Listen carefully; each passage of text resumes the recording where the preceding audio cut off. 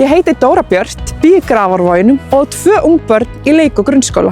Ég bý yfir víðtækri reynslu úr borgarmálunum eftir að hafa þjónað borgarbúum sem borgarfulltrúi, oddviti og formaður fagráða. Ég er menntuð í heimspeki og alþjóðafræðum og hef unnið á gólfinu innan stofnana sveitarfélaga, í leikskólum, á söfnum, við kennslu í grunnskóla og sem aðstofakona fyrir fatlaðan mann. Ég brenn fyrir betri borg og ég þekki verkefnin. Ég er alin upp í Elliðaárdalnum en bjó lengi vel erlendis í Oslo, Berlín og Brussel. Það hafði mótandi áhrif á mig og sýndi mér hve ómetanlegt það er að búa í öflugu velferðarsamfélagi.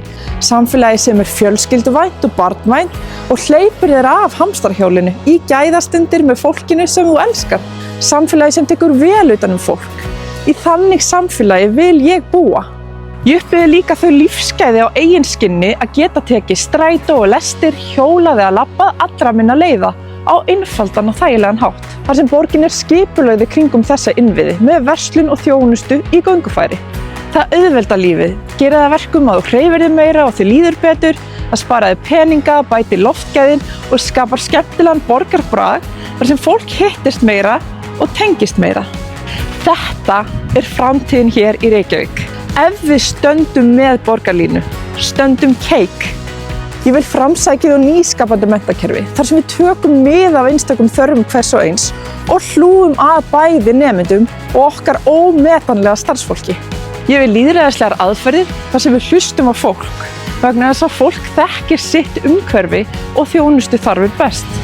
Ég vil hagkvæmni og skynsaman rekstur til að eiga fyrir því sem skiptir mestu máli. Ég vil halda áfram að nútímavæða þjónustu borgarinnar, eins og eftir hefur verið tekið á heimsvísu. Reykjavík er leiðandi við uppbyggingu óhagnaðardrifins húsnæðis og það hefur sannarlega temprað leigumarkaðinn. Heilbrigður húsnæðis og leigumarkaður, húsnæði fyrir ungt fólk og fjölbreyttar lausnir eins og co-housing er allt eitthvað sem ég hef unnið að hörðum höndum og held áfram að berjast fyrir. En það skiptir líka máli hvernig hlutirnir eru gerðir.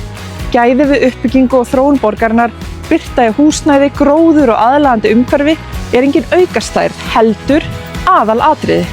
Þess vegna barðist ég fyrir tillögu minni gerð borgarhönnunarstefnu og leiddi þá vinnu sem var samþykkt loksins í haust og er fyrsta stefna sinnar tegundar. Ég er stolt af mínum verkum og gæti talið þau upp, en ég segi þetta í staðinn. Ég læt verkin tala. Ég er kraftmikil með metnað og eldmóð. Ég er með reynsluna sem þarf. Á öflugan lista þurfum við öflugt fólk. Erum við ekki sammála um það?